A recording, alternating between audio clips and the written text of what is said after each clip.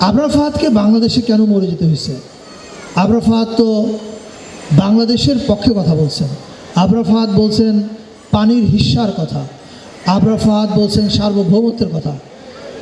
তো যে লোক বাংলাদেশের পক্ষে কথা বলল, তাকে কেন বাংলাদেশেরই একটা রাজনৈতিক দলের কর্মীরা পিটিয়ে মেরে ফেলল, এবং একটা স্বাধীন দেশে? এবং আবরার ফাহাদ যার সম্পর্কে লিখেছে, সে এই দেশের কেউ না, সে আরেক দেশের প্রধানমন্ত্রী। আরেক দেশের প্রধানমন্ত্রীকে সমালোচনা করার অপরাধে বাংলাদেশের ক্ষমতাসীন দলের ছেলেরা তাকে পিটিয়ে মেরে ফেলেছে। And that was our Bangladesh. এটাই ছিল বাংলাদেশ।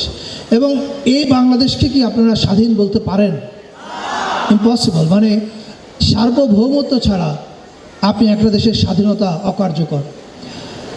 আমি মনে করি জুলাই আন্দোলনের অভ্যুত্থানের মধ্য দিয়ে বা বিপ্লবের মধ্য দিয়ে বাংলাদেশ যেটা অর্জন করেছে, সেটা হচ্ছে বাংলাদেশ তার সার্বভৌমত্বকে টেক ব্যাক করেছে, যে সার্বভৌমত্ব তার হাত থেকে চলে গেছে।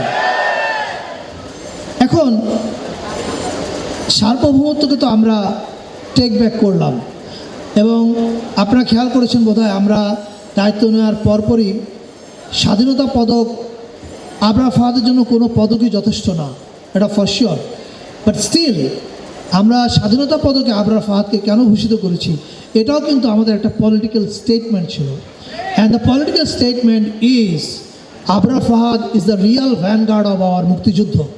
আমরা যে বারবার মুক্তিযুদ্ধের পক্ষ এবং বিপক্ষ বলি, এটা বলার সময় ভুলে যায় আসলে পক্ষ শক্তি কে। আবরার ফাহাদ হচ্ছে মুক্তিযুদ্ধের পক্ষ শক্তি, আর যারা আবরার ফাহাদকে মেরে ফেলেছে তারা মুক্তিযুদ্ধের বিপক্ষ শক্তি। ফলে এই যে এখন যে আমি কথাটা বললাম, এটা হচ্ছে রিডিফাইনিং অফ দ্য ন্যারেটিভ। বান্ডেল থাকলে প্রতি সেনমানিতে টাকা বাঁচবে। বিকাশ সেনমানি বান্ডিল কিনে জিতুন প্রতি লেনদেনে।